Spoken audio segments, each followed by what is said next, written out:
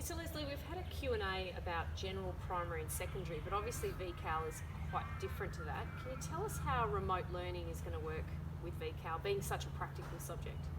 Yeah, absolutely. VCAL's quite a different course because of the practical element of it.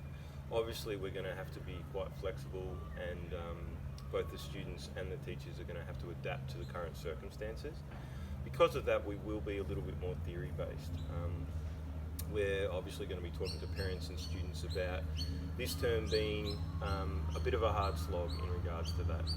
We're going to be looking at all of the curriculum we need to cover, and it will be doing a lot more preparation work, organising work for projects, and covering the theory-based elements of the course.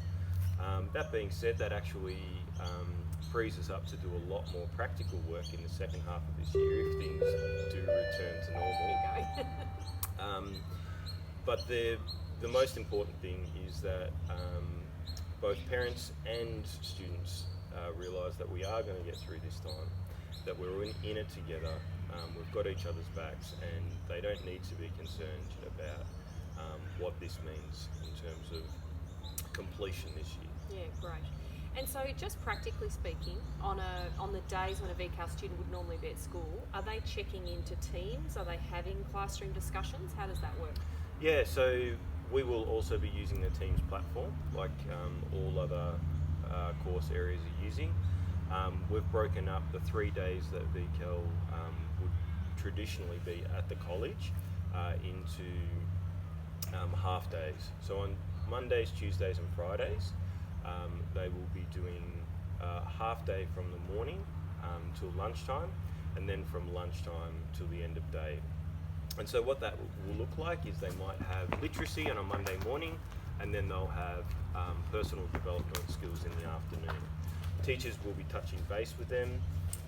So we have Mrs. Gilly, Mr. Zamet and myself who will all be making contact with those students. I've been working with them to ensure that we have programs that students can access that will work really well for them, particularly for subjects like numeracy, where it's really important that students have a program that works really well with what the teacher can access. So Mr. Zamet has an ability to see student progress and see where they're tracking and how they're tracking. So all the subjects are going to run very smoothly, and of course, there's always going to be some bumps in the road initially. We're looking at this week and next week to really iron out those wrinkles and make sure that everyone's on the same page. Great. And finally, if a student is having trouble with their what is it called? They do the other days. So they've got work placement and vet. Yeah. Yep, work placement and vet, it does change case to case. Some work placements might not have as much work as they used to and might not be able to have students in the same capacity as they used to. Likewise, vet courses are changed depending on where that vet course is being run by. The best way to move forward in terms of gathering the information for yourself if you're a student, or for your child if you're a parent, is by contacting Helen Madden.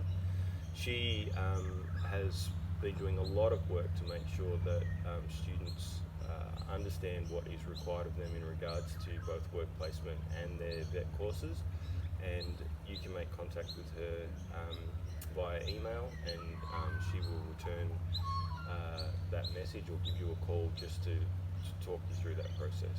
Great. Thank you, Mr. Leslie. It'll be an interesting term. Yeah.